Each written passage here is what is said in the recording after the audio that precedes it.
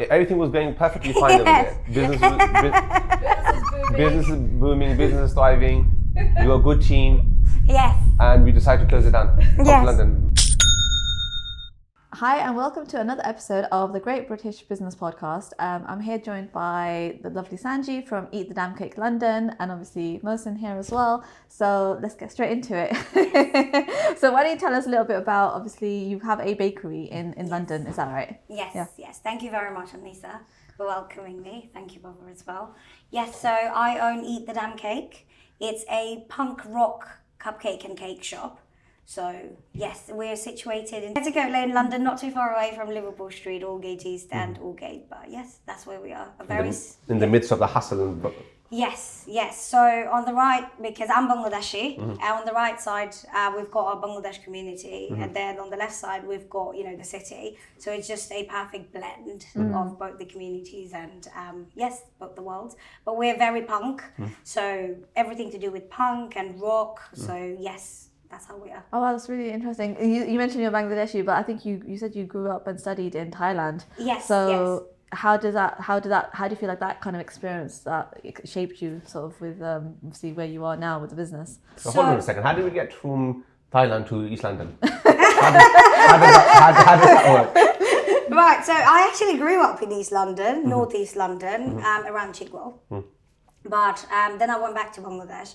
So I went to Thailand to do my undergrad actually. Supposed to come here, but I was a very rebellious kid and I wanted to go to Canada because that's where my best friend went. And I'm the youngest in my family, so my parents So you got away with everything? Not that one though, not that one. Because my parents were like, Canada is really far, we're not going to send you there, of course not.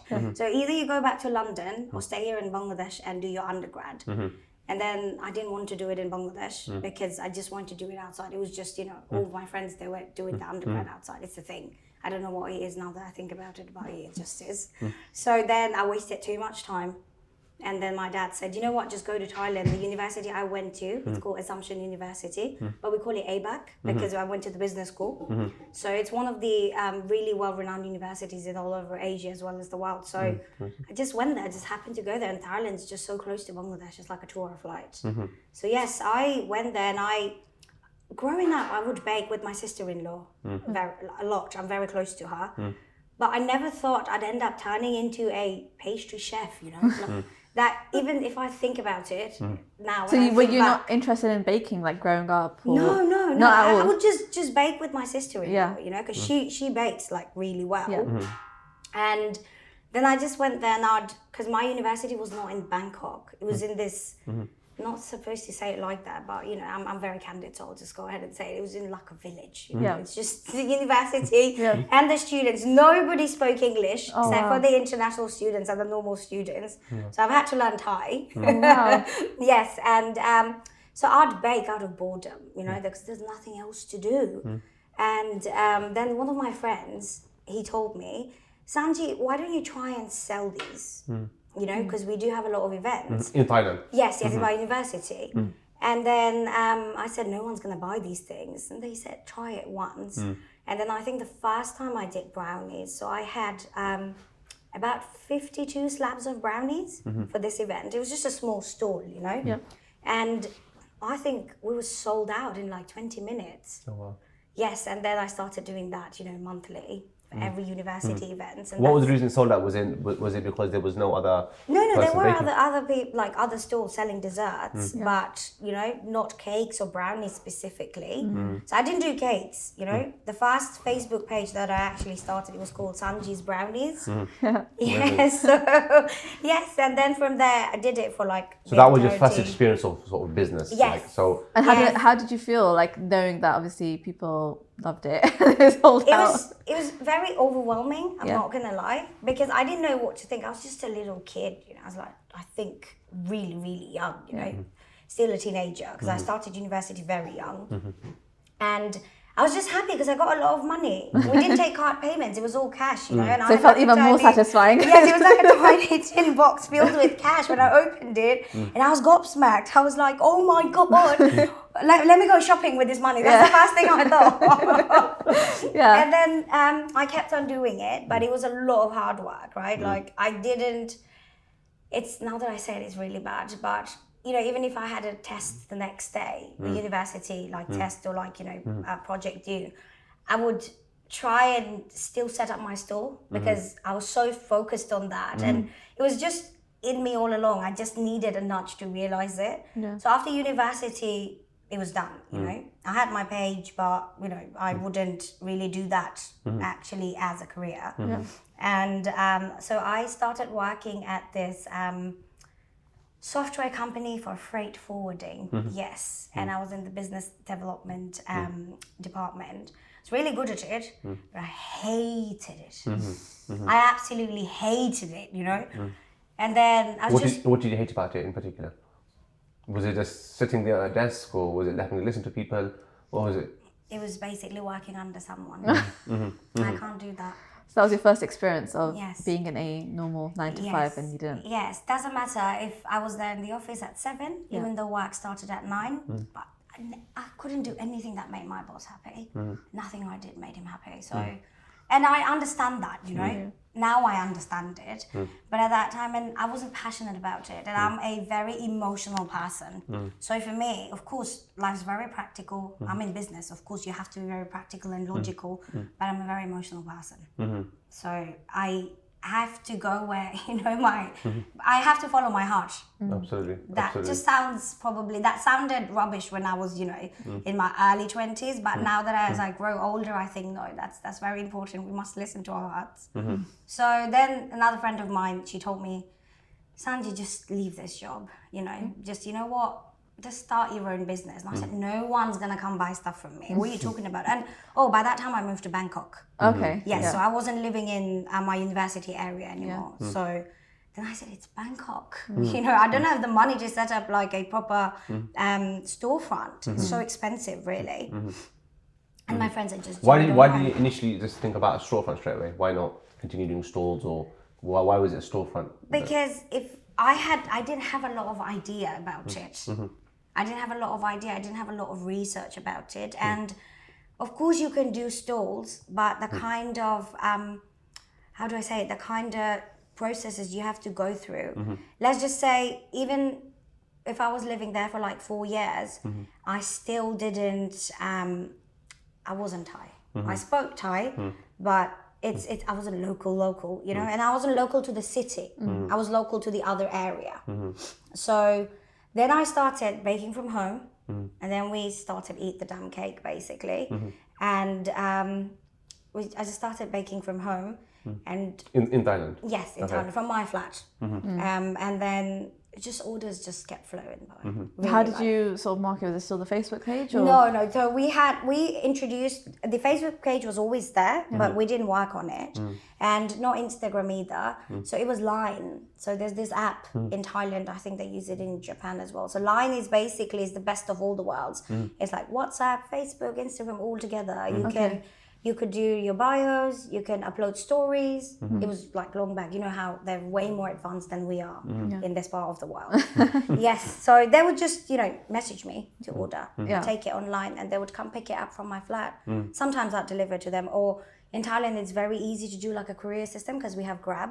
Used to have Grab. I'm here now. I'm not in Thailand. So yes. So yes. And then I actually rented out this place. Which ended up turning it into a sort of a factory. And that was like a small storefront, if I may say. Was it just you still at this point? Or No. Loads of people. Oh, really? Loads of people, yes. So I had to hire people. And the reason I had to look for a space was because I really couldn't accommodate all of these people in my 1-bedroom flat in Bangkok. No. And in Thailand, we don't have dishwashers. Oh, okay. Yes. So, and then it was just a really nice setup. But we still didn't have a storefront. It was just people would come and pick it up. So almost like a dark kitchen type of setup. Yes, it was that. And then from there... So how many people did you have at this point working? And how many years into this? So almost 3 years. Okay. Almost 3 years. So, but actually including the time period around COVID as well. But the COVID shutdown was not as long as it was in other parts of the world. So we had COVID when China had COVID immediately. So I think the lockdown lasted from March of 2020 Oh my God, that was so long back. So 2020, and then everything was opened in like June Okay. or July. So yeah, around that period as well. And So then the impact wasn't that great for you, I guess. no, it wasn't. But still, loads of people did, were affected, of course. Yeah, of course, yeah. The rest of the world, but Thailand did contain it really well, really well. Same as Korea. So they did contain it really well. So yes, but of course, when there's a pandemic like that, one we've never seen in our generation, I think. So it did affect us, but we were just back on track. And then we started doing our marketing, basically a social media on Instagram. And it was, again, a friend of mine. She was in business with me as well. So we did it, but she was just moving a lot back and forth from Dhaka to Bangkok. And yes, although we were not very vocal on socials, we were still doing, we were killing out there with really good business. And then, So how big were we getting in Thailand? Was it a quite a big team? Was it? It was quite a big team. Yeah? Yes, compared to the team here, of course. Yes. much bigger team. How did you feel? Like, obviously, because you were still, I'm assuming, quite young at this point, managing all these people and sort of dealing with the delegation of tasks and making sure everyone's happy and keeping the quality high. Because I know, obviously, when it comes to like food businesses, that's one of the biggest factors, right? Of making sure the quality is consistent. How did you kind of go around doing that with a team that was probably much older than you as well at the same time? They were very easy to work with. The difference is it's different cultures, They were very different. Thai people generally, they're mostly Thai. I had 2 Koreans and 4 Burmese. Other than that, everyone was Thai. So it's just that it's a cultural difference. I've never had to sit down with one of my employees for a negative sort of performance review. They understood. And I know it sounds very odd, but it's just, again, the difference of the work culture. ethic was different. Yes, it's very different. Nobody would miss a single day of work. Whoops, sorry to interrupt the podcast. If you are enjoying the podcast or taking benefit from it, please consider subscribing to us with a button below. Also, if you have a business that you want to grow and want to scale, and you want to scale it profitably and successfully, there's a link in the description below that you can click, and you can jump on a call with us, and we can analyze your business and see how we can work together to make more money for you. It's just different work ethics and different cultures. So, but then, sorry, I decided to close that one down and then move to London. So everything was going perfectly fine over there. Business is booming. Business is booming, business is thriving. You're a good team. Yes. And we decided to close it down. From London. Like, what's going on over here? First and foremost, you have to know something about me. I'm very crazy. I'm actually very, very crazy, and I'm very spontaneous. So, having said all of that, there were like a couple of reasons. First and foremost, my parents never wanted me to stay back in Thailand. They've always wanted me either back home or move back to London. And at that time, my brother, he actually moved to London. He moved back to London with his family. So my parents really wanted me to actually be close by. Yes, with them. And then the pressure started coming, as well as, I actually started thinking, should I live in Thailand for the rest of my life? I don't know. Now, again, I was very young at that time, I was early 20s. Yeah. So I kept on thinking, what should I do? And when you come from a family, they're trying to, my family knows the best for me. Again, I'm going to say that. But at the same time, you're young. And now if someone tells me something, I'd think about it, I'd sleep on it. But at that time, I thought, after COVID and everything, okay, let me just, let's just move. So I actually didn't come here to end up settling here. I actually came here to do my master's. That was the condition.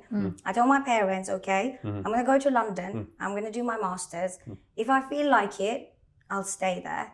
If not, I'm going back to Bangkok. But how does it feel, obviously, spending some years? How many years did you spend in Thailand? Altogether? 7 years. So you spent 7 years there. Almost a decade, yes. So you become integrated part of the community. People know you. People recognize you. People know you as if you're one of their own, and then just obviously picking up from there and going back to London. How was that? Your friends and your people and connections and business. It was really tough. Dark kitchen. It was really, really, really tough. Now that I think about it, oftentimes when we're going through something in life, we don't really realize it. We just go with it. Yeah. But after we overcome it or we pass that time, good or bad, you know, we look back and we think, damn, how did we go through that? You know, how did we do like that's just insane. But it was really tough. It was really tough actually moving back here. And so did you just close the business down completely? yes, I did have people who offered to partner with me, but Eat the Damn Cake's my baby. And no, if you know, I have to be where it is, you know, So at that time. I'm going to pick you up on that one now. Yes. Do you think in hindsight, you would make that decision again? Or would you have? Would you have said, okay, do you know what, I'll partner up with somebody, and obviously something's really, you know, again, if it was making good money at the time, would you now think back and say, you know what, let me get back up, get somebody No partner one's involved? asked me that before. But you must have thought it, right? In hindsight, would you have made the same decision to just sort of pack up and close things down completely? No, I wouldn't. But from my standpoint, when it comes to business, you know, one key thing that I've learned over the last decade is you have to keep emotion out of business. And often I find that a lot, especially small businesses, especially when you build something from ground up, you become so emotionally attached to it that it becomes a part of you. When the business is always something independent from you. Although when you're building a business, it doesn't feel like that because you are the business. Yes. But when you're building a business, very quickly you realize that, okay, when you speak to people with experience, people with much bigger businesses, one thing they've done really, really well is they will separate themselves emotionally completely from the business. This is me, this is the business, and they will do whatever's in the best interest of the business. So in hindsight, would you be like, okay, you know, if I had an opportunity, let's say somebody called you right now, let's say you picked up your phone back to Bangkok right now and say, listen guys, Eat the Damn Cake's coming back to Thailand. Who wants to take it up? Would you do that right now? Yes, I would. Yeah. Yes, but if I, you know, now that I think about it, I would have done it. But if we were talking about that same situation where I was at, I think I wouldn't have, because I was a different person at that time, Absolutely. right? And I have evolved. And mainly, this is what I wanted to tell you guys. So what would you say to people who are in a similar position to you in business? As of now, I would say Then, about a business. Somebody who's you in the early 20s, got a business thriving, Yes. they've got to make moves. What would you tell your former self in terms of from a business standpoint in Thailand? former self, I would say, listen to your heart, but also reason with your brain. Listen to your mind as well, and explore all the options, because of course we do not know what future holds for us anyways, right? But we can actually just try and do our best so we don't have any regrets. And the thing is, it's not just Eat the Damn Cake that I left behind. I told you, right, about like, you know, how I was actually, that wasn't, everyone thinks that's the reason I stayed back in Thailand. Eat the Damn Cake wasn't. It was just a means to fund my actual dream, what I've always wanted to do. And it was actually, I was training to be a pro fighter, mixed martial arts, yes. And I've actually had a few amateur fights. I've had 5 amateur fights. And I was going to go pro, so I had that's quite the plot twist then. Yes, How yes. do you go from cakes to MMA or the other way I around? started training very early on when I went into the university, and it wasn't something I wanted to do, you know, as a career or something like that. Yeah. I just loved MMA, and then my coach said, Sanji, do you want to compete? And then I thought he was absolutely mad, you know. There's no way we do this, like, it's just for fitness or something like that. But it's just, I fell in love with it with every passing day. And then What sort of MMA was it? Do you know what style of MMA was it? So mostly it was wrestling, but it was just very purely MMA. So it was striking, wrestling, everything all together. And my coach, he also went to my university, but he was, I think he fought in amateurs for some other championships, like other banners. And he was supposed to be signed on to one championship, but he had a very bad injury. So in a fight, Injuries are very... injuries. So, you know, it was a Kimura. He tapped out, but he tapped out too late. So his shoulder was just, you know, gone. The same thing happened for the next fight and then the third. So he lost 3 in a row, and then the doctor said, maybe it's time, you're very young, you're 17, just go get your education. You're not going to be able to fight. So, and he's Indian as well. So, you know, family pressure again. So, you know, so yeah, so going back, it was just MMA I wanted to stay back for. And I did really want to pursue it wholeheartedly. And of course, I'm not supposed to come out here and say I used to be good. Am I allowed to say that? No. It doesn't look like much. But yes, I was good enough for my coach and my team to actually say that you could really be the first Bangladeshi girl to ever step into one of those large banners like One Championships or even Bellator. Who knows, maybe UFC, you know. So I kept on working towards that. So I'd wake up in the morning, go to work at around 6:30, work until like 4, and at 5 every day I'd be at training. So from 5 till 10, just be at the gym. So that would be 6 days a week. 5 hours of gym every day. Yes. Okay. Not always sparring training, but you're working on like strength and conditioning, spending time with your coach, your team, you know, stuff like that. So yes, now that if I think about it, yes, I could have gone back, but doesn't matter how much effort I actually put into Eat the Damn Cake. It was actually, now that I think about it, it was actually growing to be very big.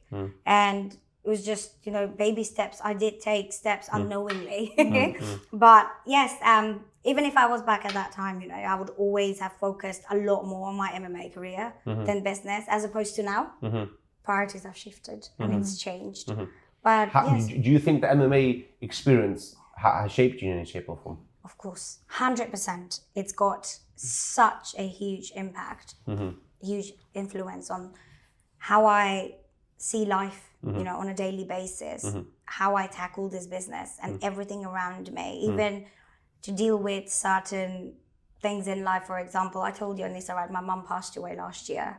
It's going to be a year on the 12th of March. She passed away during Ramadan as well. So thank you. I didn't get to see her before she passed, or you know, last I saw her was in 2024. She was just diagnosed. It was just supposed to be a surgery. We all flew to Thailand for her surgery because that's where most of we would go for our healthcare. And then I saw her last in 2024. Yes, and then I spent like a month and a half with her, and then I've come back here, and then I started Eat the Damn Cake in September of 2024. So it was just very busy, and she was doing her chemo in Singapore, and the doctor said she'll be fine. She was done with chemo, and all of a sudden it was just, you know, a panic attack and her lungs were flooded. So I thought when that happened, I thought to myself, how am I going to go through this not seeing my mum? I just went there and I couldn't even hug her for one last time. You know, I'm very sorry if it's, you know, if I'm just saying all these emotional things, but you know, it's something that. No, but I think it's very, very important because, you know, people often think that business is just in a silo. Right? Like you're running your business, and you're not running your human. And you're not a human. Yes. And unfortunately, one of the biggest things that you very quickly learn in business is that everything around you impacts how you run the business.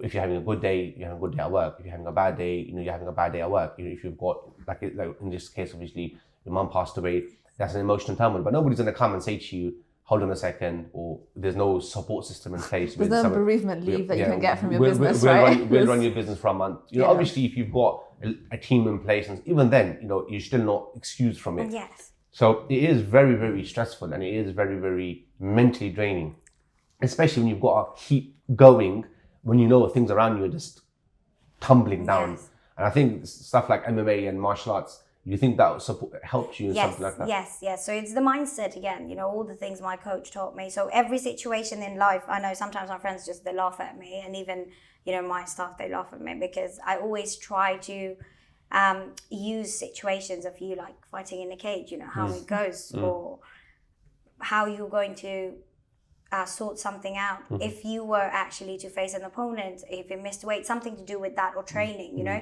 it actually helps. You know, it's just, everyone thinks MMA or any sort of combat sports training is basically physical.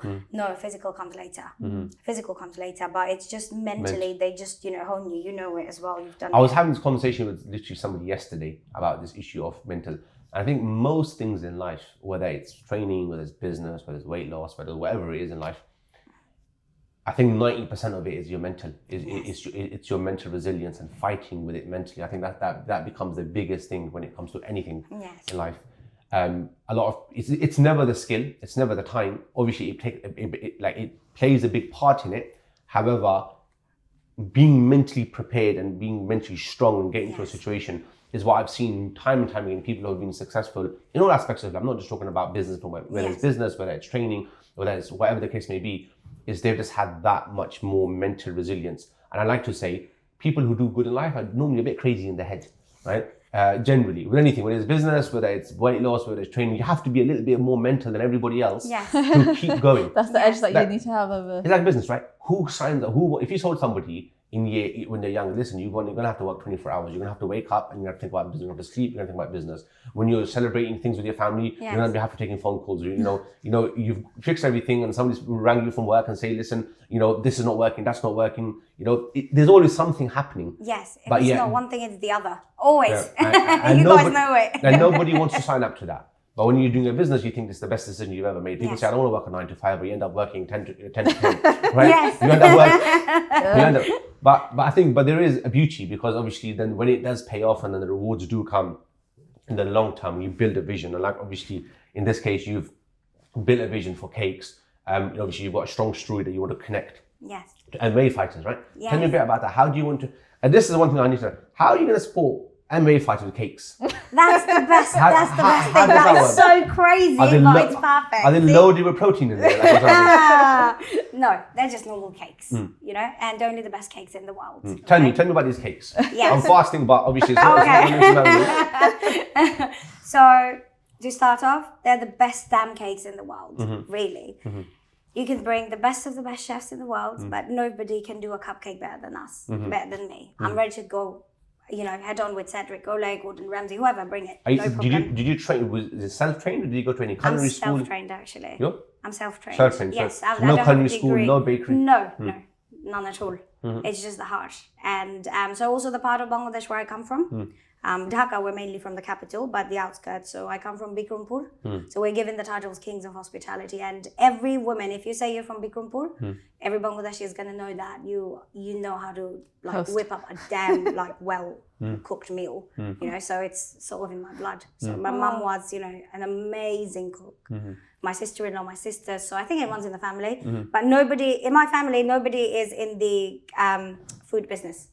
So we're in business, but nobody's in the food business. Yes. So I decided, I used to be a rebel, I still am. So, I have to be the rebel time and time again. So I'm going to do food business. I'm going to be in here, in F&B. So the cakes, coming back to the cakes, they're the best cakes in the world. So think of a cupcake, but it's not the general cupcake. You can think of, say, a cheesecake, and it's in the form of a cupcake. So it's got the traditional sponge and the cream cheese frosting on top, but at the base it's got a biscuit base. Then it's got a raspberry jam on top. Sold me. So think of, Sold me. it's gonna come your way tomorrow, inshallah. I'll drop some, 100%. And think of a peanut butter and jelly sandwich, okay? Now, my idea is to turn it into a cupcake. So what we do is, every bite to that, you're going to think it's peanut butter and jelly sandwich, but it is a cupcake. Okay. Yes. We have flavors like matcha wasabi, chili chocolate, which are insane. Then we have one that's actually art creation. A lot of them are, like PB&J, matcha wasabi, chili chocolate, as well as pistachio baklava. So it's got a piece of baklava on top. You told me now. It's got actually a piece of baklava. So it's very different. And it's not the general cupcakes you're going to find anywhere else. I can see obviously they're quite outlandish, right? It's quite out there. If cakes was here, this is over there. Yes. Who as in, now I guess talking a bit more about the business, is who are you targeting with these cakes? As in, when you had this in mind, and you were to draw your perfect customer, who's eating this cake, apart from the whole world? Okay. Yes, I was just going to say that. You mean the whole world? You snatched those words out of my mouth. So I want to say it is for people who thinks they enjoy a very good cake because our quality is insane. That's one of the first things I told when I first started this business. I'm not going to skimp on quality. So that means spending more money on our supplies. I don't mind, but it has to be top notch. It's food. It can't be cheap quality. And so people who actually enjoy sweets, you wouldn't mind paying. You wouldn't mind paying a few quid more for that quality, for the cupcakes. That's generally speaking. Not for someone who just wants to have a bar of Kit Kat from Tesco, of course. I love doing that because I'm big on sweets anyways. Yeah. But someone who would genuinely enjoy a good bite. Yes. Okay. And in terms of, so is it the type of customers that are coming? Obviously, it's in store, Yes. right? Which type of customers are usually coming by to buy this type of cakes? Is it obviously if I'm positioning this correctly? You know, it's obviously there's a lot of offices around and there's a lot of, Yes. so I mean, it's bang on in the middle. You take a left from that road, Yes. and you end up in East London, Yeah. which is a very different demographic to taking a right on the road. Have I got it right in this Spitalfields market, right? So it's very different. So what type of traffic do you have coming through? Okay. I think I'm just gonna be honest. Yes, this is me. That's how I should portray it anyways. No, we don't get a lot of support from our East London crowd because it's very tough to fit in with them. I do not, or we generally do not fall into that stereotype. You know, if you think, okay, a Bangladeshi girl who owns the store is gonna have different sorts of outlook and the store is going to look different. So Eat the Damn Cake is not cute, not floral. We defy all these So you don't have stereotypes. any of those pink flower walls? No. So basically, when you come in, of course you guys are going to come in. It's very punk, like I said. There's chains actually dangling from the ceiling. There's like spikes coming out of the walls. It's we have like a guitar on display. It's very punk, very. How about a rock. motorbike on the wall? Pardon? Do you have a motorbike on the wall? No, I want to. No, is it? I want to. So, inshallah, in the future, once we have like a bigger store, another store, I really want to bring like a Harley, and then I Yes, want to put I was it just up. gonna say that, Yes, yes, gonna please. put it up on display. Yes. So, Okay. mostly we have all sorts of actually people coming in our client base, you know, and at So first. is Yeah. it just cupcakes, or is it cakes, or is it boxes of trays? What's Okay, yes. So our main products are cupcakes and cakes. So we don't have any of our cakes on display. It's because when you go over to our website, and we're still working on that. Yes. Our website, you can do customizations of cakes, and we have over like 15 to 18 flavors of sponges, fillings. So you make your own. Amazing. Oh, You okay, so you decide can it. make your own. Yes, Okay. yes. So it's I'm going to say not. something that you're going to find very offensive.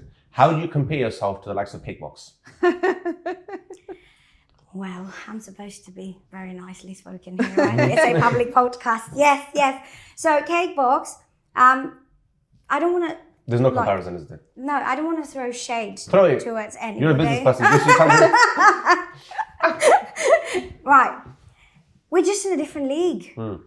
Not just Cakebox, even Lola's, Hummingbird. Let me go ahead and say Crumbs and Doilies. No, they're not a match for us. We're just different. We're in our own league. So they are factory manufactured. We're not. So everything's handmade. Everything is made in-house, Oh, gosh, yeah. starting from the nut butters to the jams to the Swiss meringues. Oh wow. Everything. Okay, so everything. And Yeah. my chef, he actually jokes sometimes, and he'd say, if Boss could, she'd even grow the nuts on the trees, right? Even the chocolates, like, you know, that's how it is. But yeah, we're just different in terms of flavors. We're not factory produced. So from a business standpoint, like obviously, without obviously having actually looked at the business Yes. in a deep dive standpoint, but everything you're explaining, obviously the bottom line of the business, the cost must be really, really high to sustain something like that. Are you able to charge, or are you able to reflect that in the pricing? Or is it that you're making something at that level, but the pricing you Doesn't really reflect can't actually, because there's a difference, right? It's like when you make something of that higher quality and you're hitting that league, then obviously price can't be, it Yes. can't be a conversation, because obviously people are willing to pay for it. But have you found yourself in a situation where the bottom line is just being eaten up by the quality, but the top line you're not able to charge the prices that you want to charge? Yes. That's where you've ended up. Yes. So what would you? I mean, again, there's obviously a lot of business people watching this podcast. What like how are you getting around this conversation? How are we dealing with this? So we're still very new over here, and then doing business in Bangkok and doing it in London is just two completely different. Explain how you say it's different. Everything's expensive here, starting from the suppliers to the cost overhead. You know, the rent, it's insane The over rent is here. crazy, especially where you're business based. rates. Business rates, Really? yes. Yeah. So I think we you know, when we first started, I wanted to price. So we started with pricing the cupcakes at £3.50, and they're actually, a very decent size. They're larger than the Hummingbird and the Lola's cupcakes. And then because we were so scared, I was so scared. I thought no one's gonna want to buy it, And then when we got a good response, so within I think 6 months, we increased it to £4. And we also do not just cupcakes and cakes. We also do New York style cookies, and we have drinks like Do you have raspberry white chocolate ones? Raspberry white chocolate. No, we do have a raspberry and dark chocolate one, and a white chocolate and pistachio one. Cup of tea tonight. Okay, I know what he likes. Yes. Are you open after iftar tonight? Yeah, of course.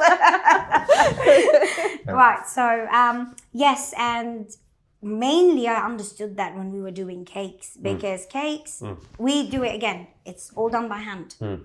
We don't use any sort of machine to do the frosting and all that. So what we realized was we're undercharging for our cakes. And then we took the decision, I said it, at first and you know how it is a small business, people would come and they would be like, oh, £35 for a 6 inches cake. Okay, give me a discount, Yeah. And at first, I would also be pushed over by them or my front of the house staff. They would be like, okay, no problem, I'll give you 20% off, 10% off. And they said, okay, together, let's just make it £20, £25. And then I wouldn't realize it, but when we were doing the cakes, it just takes so much effort. Yeah. Forget the, quantity of the things you need, frosting. And we do Swiss meringue, not buttercream. So again, it's a very expensive one. And then I said last year, after my mum passed away and I came back from Bangladesh in April, I said, I don't care. Just charge, we'll just increase the price. So now cupcakes are £4.50. Cookies are £3.99. And our cakes start from £50. That's the base price. And how's that held? Very good. Especially in terms of cakes. Yes.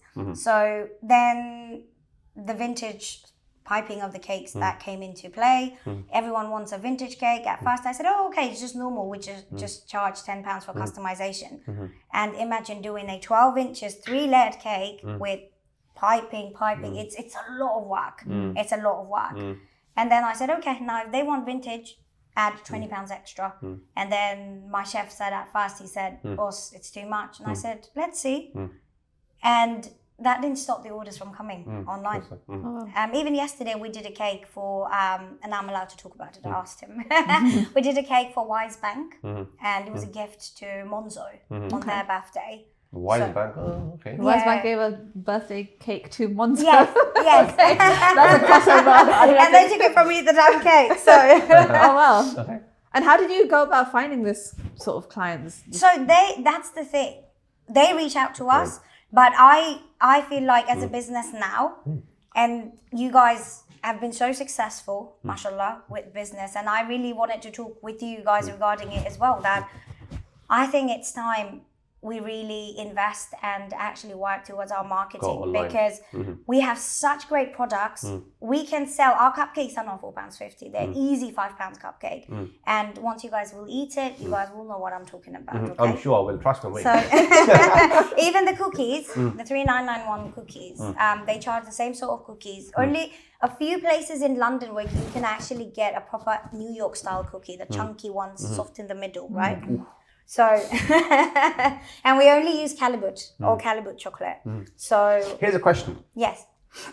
Now, the business seems very manual, right? And again, obviously in the podcast, we try to give business viewers actual, substance in terms of how they can understand the business. One issue that I'm seeing is scalability. How do you intend, obviously, if the business gets bigger, and obviously everything is very much manually, right? And this is not just in your business, in any business that has a lot of manual work involved in it. When you try to scale that type of business, especially when attention to detail is very, very important and a skill set is required, because not everybody, you gave me a piping cake, you'll get a big blob on it. You won't actually get a cake, right? So you'd actually need, a certain skill and expertise. Now, if you're trying to scale that type of business, I'm assuming one avenue would be, to do, postal cakes or online and so on and so forth and stuff like that, or in another location. How do you think that type of concept would be scalable? And what are the problems that you're facing? It is very scalable. Yeah. It's just I need a lot of money to invest again. Okay. I have to hire. I don't believe in hiring only experts because I'm self-taught. My chef who works for me currently, he's actually a solicitor, believe it or not. And he's turned into a chef because I trained him. So I want to hire, I think, not me, of course, I just want to talk about my plans. So hire people who are actually interested, working in the kitchen, back of the house. Hire people who are actually interested in baking, in pastry, and we're willing to learn. And this is the ball game of being really fast. You have to be able. So my record of frosting a cake would be 4.5 minutes. That's 6 inches, and a proper frosting, not other designs. You know. So I know I'm supposed to be very amazed, but honestly, I have no clue what that means. I have no idea. But I'm assuming it's really fast. yeah, so generally it would take like half an hour. Okay. You know, see these videos where they do the stacking and frosting, right? Yeah, so hire people. You don't need a lot of people in the kitchen. Too many cooks spoil the broth. Doesn't matter how badly you want to scale it. Of course, it's going to be some sort of factory, but not factory in the sense I never want. At this point, again, I'm not going to say never, but at this point, I do not want machines to do our frosting for us. We want to be able to do it for as long as it's feasible. Yes, but the quality cannot be compromised. And in terms of that, we have to I really had this idea that I wanted to do, and I don't know if I should share it here because then other companies might just take it from me and they have the financial ability to do that before me. But even if they do it, it's okay. We eat the damn cake. We'll do it later and we're just going to smack it anyways. You don't have to say. It's up to you. So I just, no, that's fine. I just wanted to put up booths where ATMs, cupcake ATMs. Yes, in stations. But apparently we can't, reach out to that, of course, because like vending machines for cakes. Yes, vending machines for cakes. Just something that look nice, ATM. No, it makes sense. I can see how that would be quite problematic in many ways of implementing. Obviously, you've got temperature control, you've got all that. And generally, vending machines as a whole business concept is actually not the most profitable business, let's say like that. Okay, so but it's an eye candy. Once you do it for an eye candy, you know, you just attract more people. Walk past, they see a hot pink and black booth, you know, and they say, "Oh, okay, it's like eat the damn cake." I like the name, eat the damn cake. You can't forget that name. You can translate in a few different languages as well. It sounds so funny in my language, it would. But yes, so no, it is scalable, but a lot of problems, mainly I think problems would be training people and ensuring the quality stays the same. That's one of the biggest problem. And then of course investment. Just to round you back, we'll come back to the question of investment in a second. Yes. So obviously you've been doing the Eat the Damn Cake for how many years now? It's been... Let's just say the Thailand one, let's leave that. No, let's just stay that. From here. A year and a half, a little. A year and a half, so a year and a half, 2 years. And obviously you experienced back in Thailand, that was another couple of years of the cases. What would, if you were to start a business again from scratch, you were back in your teens, you know what you know now, you let's say there was a special door, you time traveled through it, you went back. What are the main lessons that you've learned overall in business? What in this particular industry, or things that you think, not just because there's a lot of business, and this is something that I like to talk to a lot of business owners about. A lot of main fundamental concepts of business are transferable, right? Yes. Irrespective of what the industry is, whether it's cakes, whether it's furniture, whether it's products, whatever it is, the basics of business will always remain the same, right? Obviously, there are certain niche specific things that will vary from business to business. If you had to go back in time, what would you tell your former self, or anybody who's looking to start a business in the early 20s, mid 20s, wherever they are, they've got money, they haven't got money. What are your key lessons that you think? Okay, the biggest lesson I would say is actually look for a location. The location, it matters so much. For a physical food shop is very important. Yes, if you want to do a storefront, your location would matter. Because I got the place where I am at now, because that's another story. No one would, even give me the time of the day. Every time agents would see me, they'd be like, you want to do a business? You're a little girl. How are you going to run your business? This is the only... How has that shaped you? Because I think Annissa, she speaks quite openly about this, especially Asian girls getting into business. I think it's a bit difficult in the world, right? A bit, especially when you're. It's just being subtle. I'm being subtle because I want to let you guys do the talking. But in the corporate world, especially when you're trying to speak with people, how do you think that's played out for both of you? No, so for me personally, I mean, I think I speak about this quite openly, like Mohsin said, is obviously because I'm a visibly Muslim woman as well. So when people see me, you know, there's been many occasions where, because we tend to do business together with everything that we do, we walk in together, they assume I'm his admin or his PA or something until I open my mouth and they realize, oh, actually, come on, she's actually part of the business as well. Or, you know, even if I'm trying to speak to somebody on the phone, getting through to anybody, I get somebody that's got a white sounding name to talk to them. It's a very different conversation. And it's something that I've experienced a lot over the last maybe 14 years. And I think from what you're saying as well, it's something that you kind of had that same sort of... It's very tough. It's just, they just generalize at first. Mm-hmm. Yeah. They look at me and they assumed I was probably going on behalf of someone's, I was an assistant, going to probably close a deal, or not even close a deal, just have a look at the place. And they just always underestimate you, and they're going to look at you differently. And also, I've been told this many times, I don't look my age. So, of course, for a girl, it's a very big compliment, but trust me, in business, it's not. It's not. You're right. Yeah, this is a big part. You know, in business, people do unfortunately treat you. They judge the book by its cover, right? They don't judge it by the substance, which is unfortunate, really, because you know, I've been, you know, we've worked together for almost, you know, 14 years now. You know, how long it's been, and it's, you know, people don't appreciate. You know, just because somebody looks a certain way, they should always take it by, you know, what comes out somebody's mouth or the brain that they use. So you were talking about the lessons. So one lesson would be the location. You should get, if you want to put up a storefront, you have to do. You have to go somewhere where you think it's suitable to actually target your clients, the kind of people. Footfall.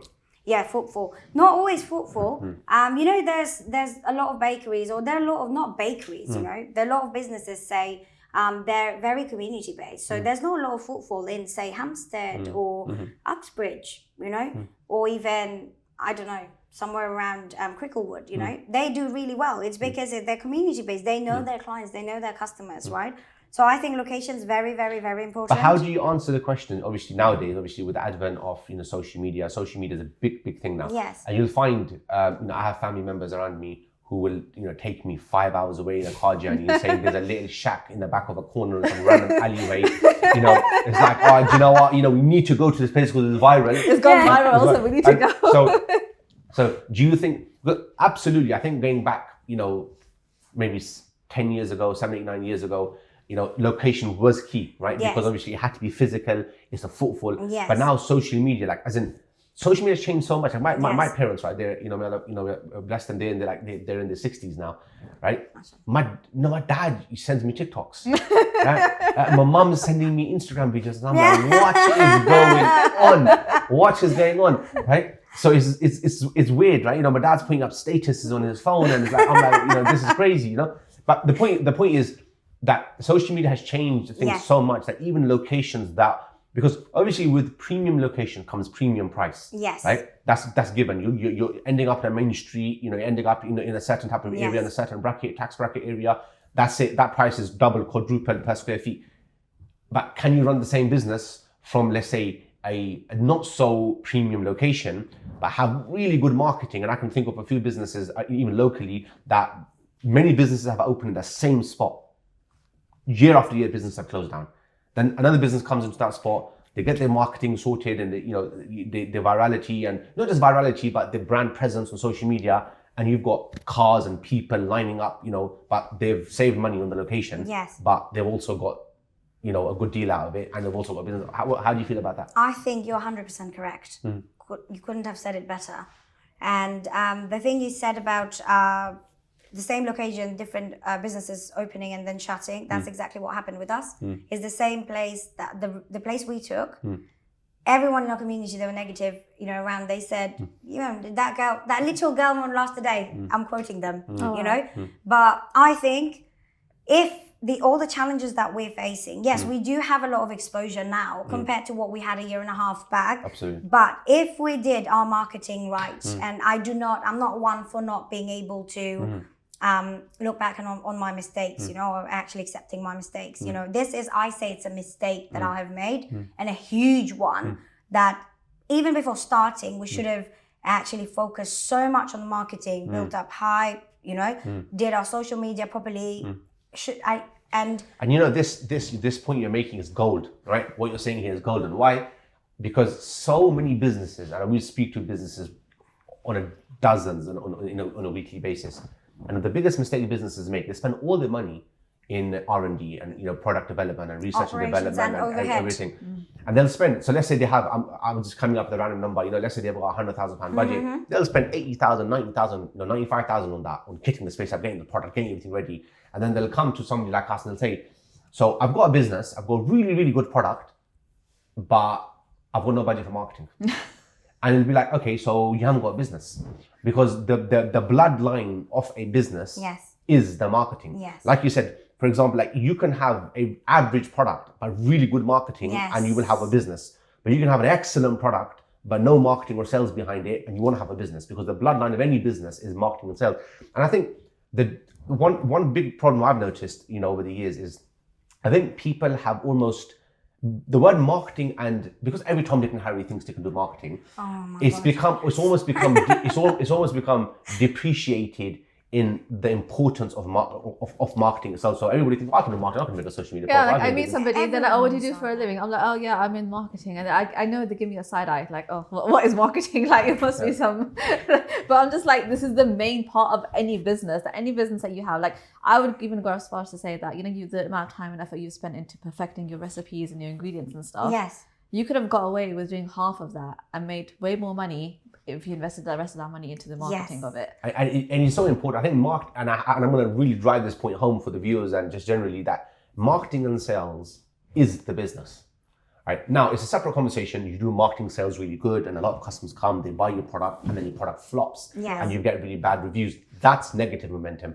We don't want that. But the point is, if your product is good, average, but like I said, for example, there's a lot of these businesses that are doing really good marketing, and then we'll go and eat their food, and I think the food is poor. I think it's quite it's rubbish. It's absolute rubbish. You can say it. But we've said it. I've said it to my sister that does this a lot. I'm just saying to her now, like, you're banned from taking us to anywhere that's TikTok viral. But the point is, people just because the food is so average, but because they think because it's so hyped up, you kind of just tell yourself, yeah, the food is good. The food is good. The point is, the marketing and sales, like previously, you look at big companies, maybe they weren't doing digital marketing. Maybe we're going back. Let's go back 10 years, 15 years ago, when digital marketing was still coming up, but it wasn't as big. People never used to go on social media first, right? People would go on a website first and then buy the product. That's how you would check the validity of a business. Nowadays, people go on socials first. They check social, they spend time on social, then they go on your website, which is completely reversed. Like I've gone. I mean, I like to think I'm not an old man, but it's going. Like even I've gone through the phase of business where people would go through website first, and we would, like, when we were doing business previously and previous business that we built, social media was not an important factor for us at all.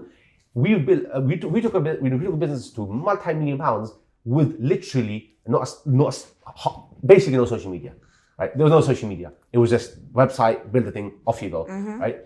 But now things have changed massively. The young, just generationally, the digital, the platforms, people live on social media. Like most searches for people below a certain age on TikTok, I think, was it 60% or 70% searches? 60-70%. 60% searches start on TikTok. They don't even use Google anymore. They use TikTok to we search. We go on Google first, right? To search things up. They don't search. They go on TikTok first and search in how, best place to eat a cake, or best protein shake, or best MMA club, that's what their search. It's become a search engine, and I think that's very, very important to understand for businesses, that if you are running a business and you're spending whatever your budget is, at least half of that, if not, or a good 30-40% of that budget initially needs to be allocated towards some form of marketing, so people actually know where you are, because you don't want to be paying, you don't want to be sitting there and begging a product and like, hi guys, I'm over here, and then nobody's coming.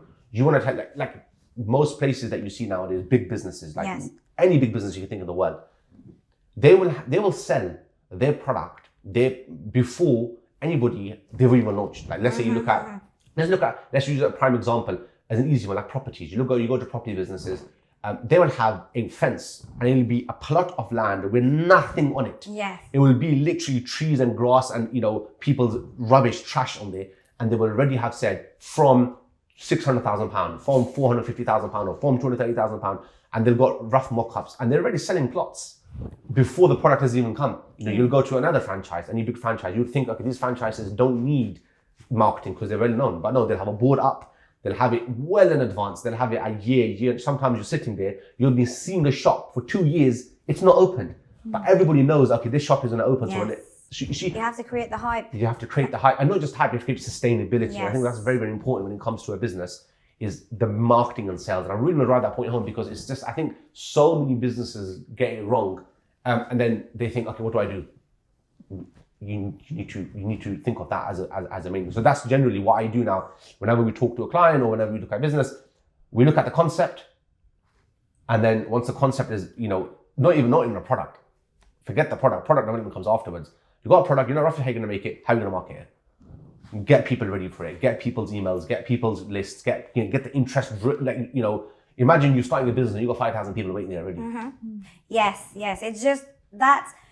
Honestly, you guys understand it again because you built something up from scratch together, and it was just me handling everything. And I'm not using this as an excuse. If anything, well, there's of course advantages and disadvantages of everything together, right? But when I handle everything just single-handedly, I should have focused so much more on marketing, and I didn't do it, and didn't get very lucky. We did have someone to handle marketing from the very beginning. At first, we had someone in-house, then we outsourced it. But So what sort of stuff? Again, even marketing, right? Sorry to cut you off. No, of course. But marketing is the word marketing, and then you open the bubble of marketing, and there is a plethora of stuff that comes underneath it. It's not just social media. Yeah. It's just one part of it. So in your opinion, two things. What did you do and what do you wish you did do? Okay, so one of the things we didn't do is, and there are like 100 things we didn't do. But the only thing that we did was, of course, we built a website, but the website was just because it had to exist, So we just built one. And we hired someone to handle the social media, but it wasn't just supposed to, because we're a small company and that's all we could afford starting off, So marketing also falls, sort of sales as well, contacting clients, letting corporate know we can do your branded cakes, reaching out to people, all sorts of, you'll see these stores, Space NK, John Lewis, they do pop-ups, these brands, right? And they do it with dessert stores or like cake shops, contacting them. That falls under marketing to me as well. Correct me if I'm wrong, that's everything together. Then doing big campaigns, planning strategies that if today, with this strategy, we're able to target 500 people on 3 platforms, tomorrow we have to be able to double that across 6 more, 3 more platforms, if not the ones that already exist, right?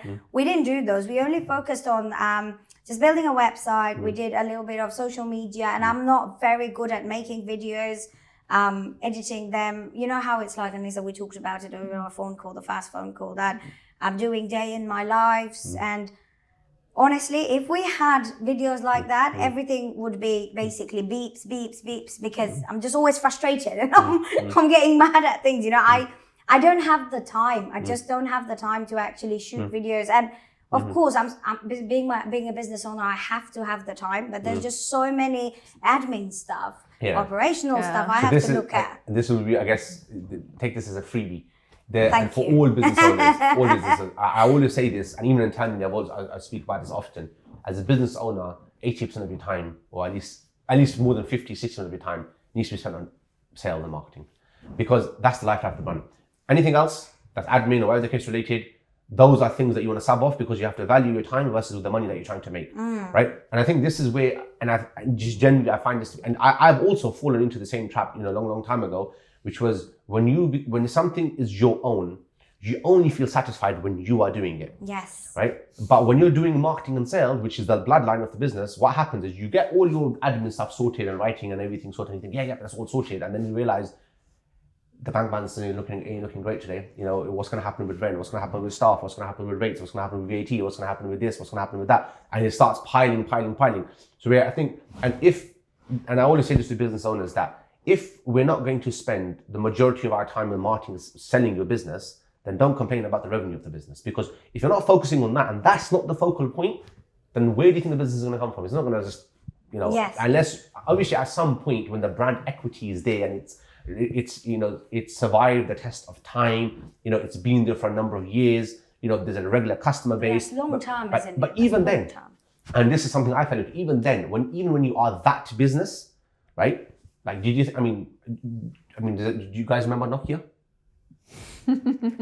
Yeah, we Yeah, do yeah, remember remember, that. But right? yes. But Nokia was the thing, right? Nokia Yes. was the thing back in the days. Forget Apple and forget Samsung and forget, like, Nokia was the thing. And Like, the Sony Ericsson right? phones. And Sony Ericsson phones. I like, used to have right? a And so, Walkman phone. right? As The a Walkman kid. phones were OG. Right? But We're you showing remember- our age here, guys. but the Nokia phones, right? The point is the Nokia phone is, where is it today?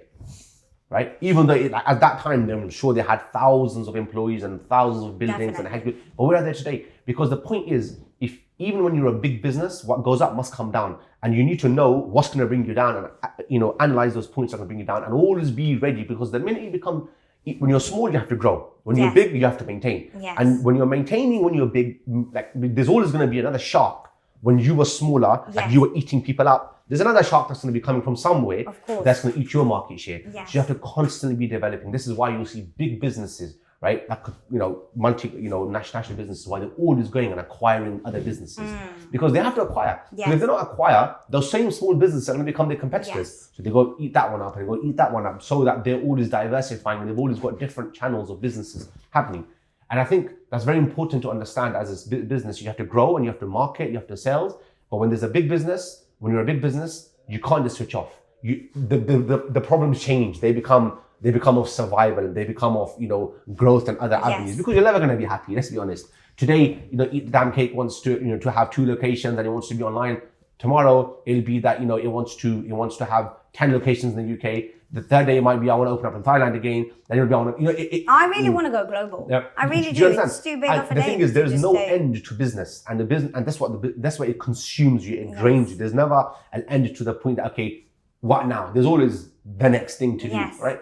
So I think it's very, very important that marketing and sales, it becomes the lifeline of a business, and you put all the effort into it, because that's what's it's transformational. I know it's probably obvious, but it's very, very No, key. it's something, it is obvious, but it's just something that's in front of our eyes. But oftentimes we don't really see it properly, and we don't realize how important it is, like you said, And I would also like to address, it's really tough to find the right match, because with us, if I may share, we've had like you said, forget the products. You have to have a concept, right? We've had a concept ever since I decided I'm going to open Eat the Damn Cake in London. And we didn't have the same concept or the same brand personality in Thailand. In Thailand, we're very bold, but because again of the culture, we couldn't be as bold as we can be here. So we do have a brand image, a brand personality concept. We want to sell. We just don't want to sell cakes at a luxury level. We want to sell the lifestyle of everything that's hardcore. You ask me, how do fighters fit in it? Anything and everything that's hardcore is Eat the Damn Cake. So we're very hardcore, we're very bold, You don't have to be wearing a leather jacket. You don't have to have multiple piercings. It's the mindset, because deep down we're all rebels. And, if you come in and eat a cake with us, then we'll all be together. That's what we always say. A strong community. Yes, a very strong community. But the problem is, people don't understand. First and foremost, people are like, punk rock? How do you how does this punk thing translate into cakes? What are you trying to do? And I said, it's cakes, but you make it punk. Well, what would you like people to understand? So people, or like the people I want to work in terms of marketing. No, in terms of again, one key concept when it comes to one thing I noticed about business is, obviously, if something is resonating with the customer, fine, you let it go. If something doesn't resonate with the business, you pivot, right? Yes. Because at the end of the day, we're running a business, any business or a charity. We're not running a charity, we're running a business, and the business's goal is obviously a vision. Yes. But at the end of the day, it has to make money, and the bottom line has to work, right? Yes. So obviously, if you're saying a certain concept is landing with the customer or isn't landing, what would you say is do you think there's a different way that you would communicate that to the audience so it does resonate with them? No, we haven't been able to communicate with them the right way yet. You know, we haven't been fully successful because I personally can't do that. I can, of course, if I get the platform like you guys have given it to me, I think I can go and market my business because no one can be as passionate as I am about it because it is my baby. But when it comes to people working in marketing, because everyone's just used to, for example, I'll tell you, if you want a soda, what's the first thing that comes to my head? A Coke, you know, so it's just been there for so long that it's quite difficult to turn it somewhere, just, you know, steer away from it, not even steering away, like moving a little bit. For example, everyone's used to doing, say, I go to someone and I say, you have to handle the feed of my Instagram, or you have to build a website, you know, so they think, okay, it has to be floral, girly, cute, pink, pastels.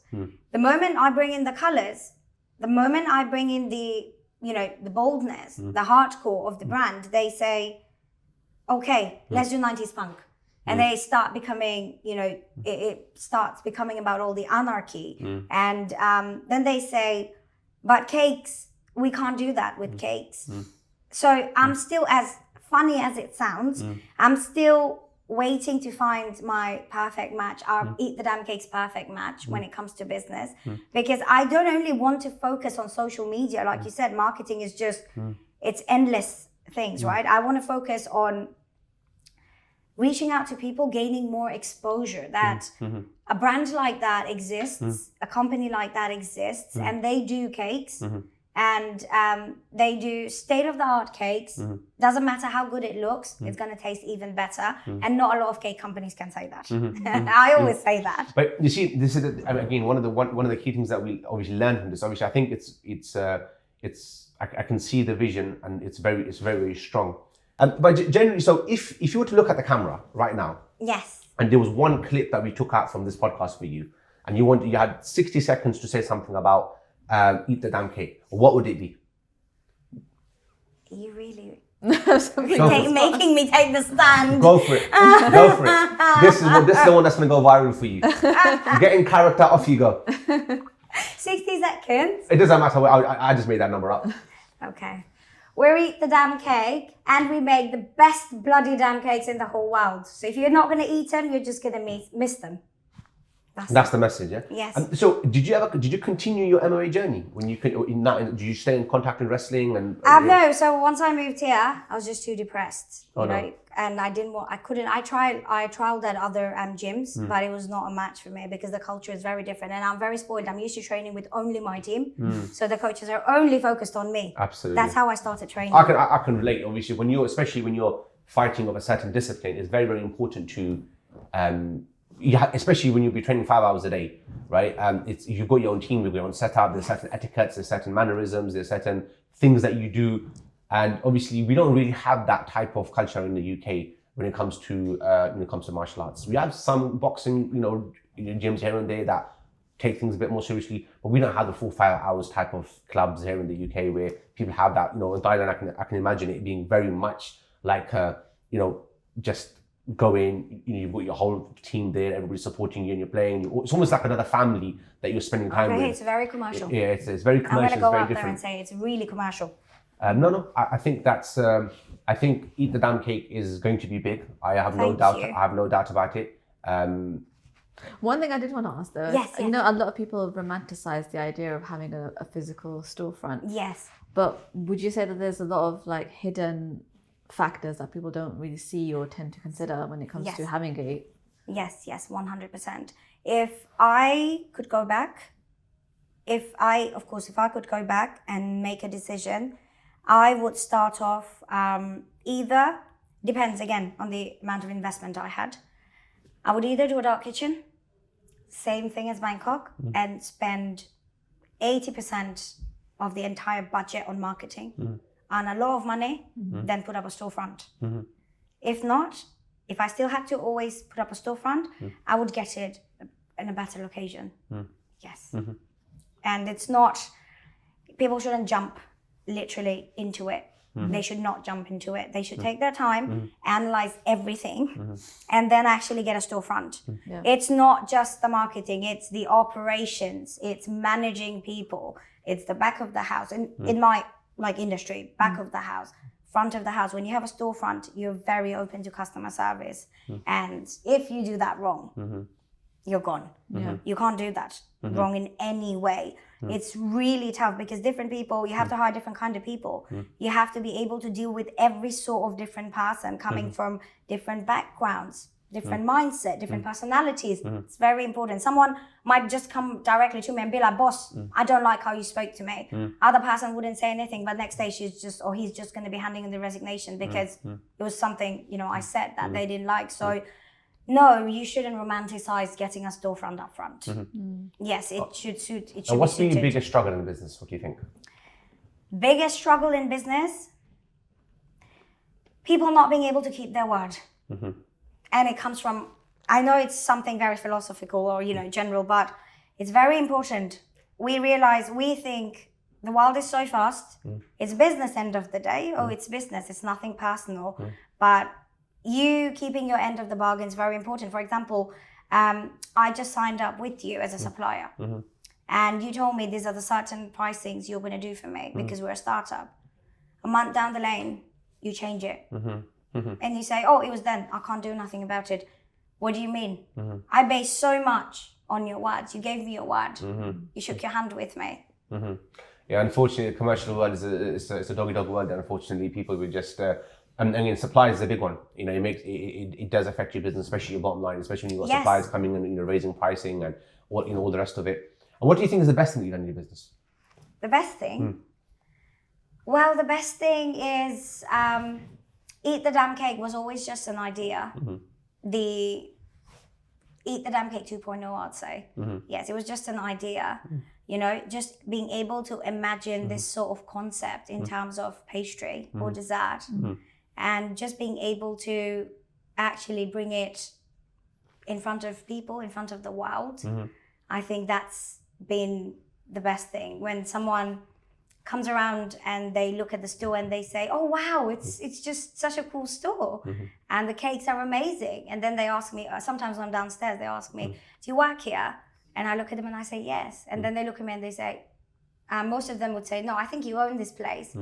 And then I'd say, yes, I do. And they just look at me and they say, you've done an amazing job. So it's just being able to make people see. It's just a idea in your head.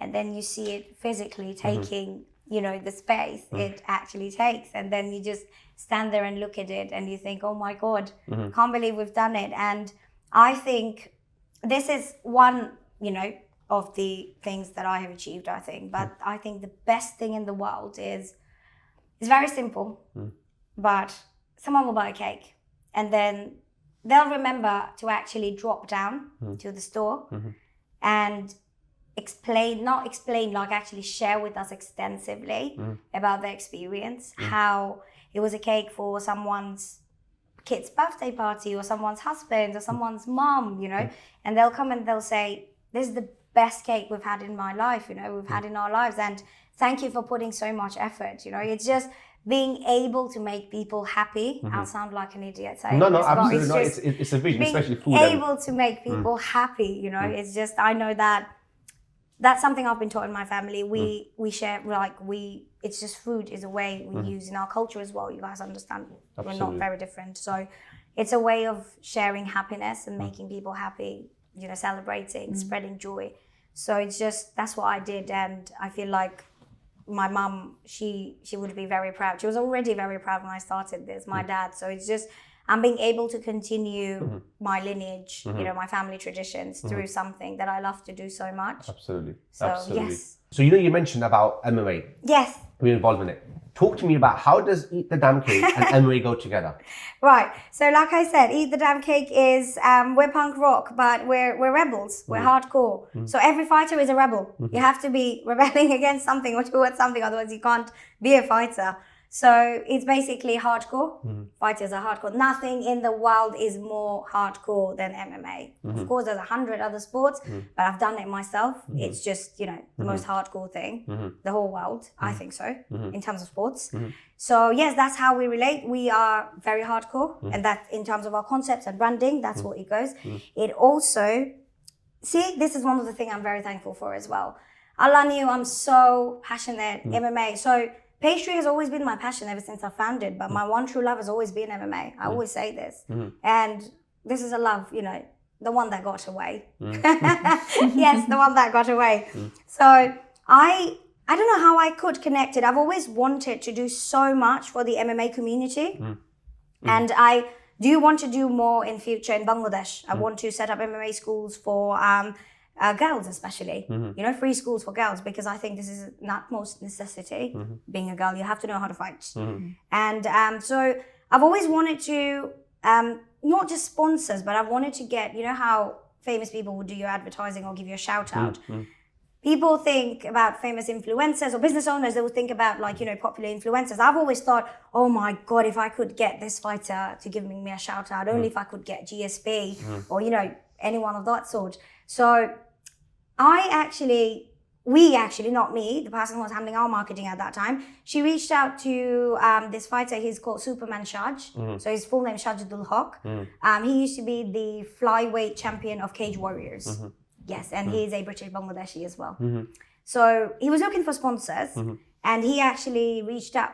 That person who was handling our marketing at that time, wasn't too long, last year, June, just reached out to him and said, oh, hey, we eat the damn cake. So do you, we would like to sponsor you if you want to. He was a bit weirded out, I'm not going to lie, of course. He said, cakes? That's a fast. I've had restaurants, I've never had cakes. And then, that was my experience, that was my initial yes. And then I contacted him, and then he ended up fighting for this event, and he headlined it in at the O2. So Cage Warriors, it's the biggest promotion of in Europe, MMA. So yes, it is. A lot of people, they actually go to UFC from there, you know it as well. So yes, and we sponsored him, and we were their main sponsor. So I had it like large written on top of his t-shirt, eat the damn cake. So he retained his title. And over there, we actually spotted another fighter who looked absolutely incredible.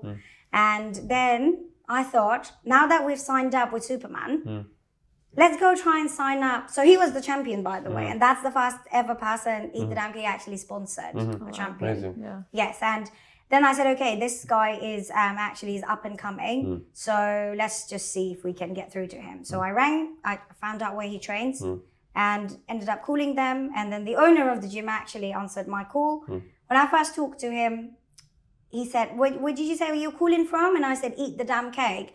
And he just burst out laughing. He said, cake? Are you serious? I said, yes, I'm serious. And he said, my love, you sound so convincing. Let's meet up, okay? I'll introduce you to him. So he was the number one, he still is the number one bantamweight contender.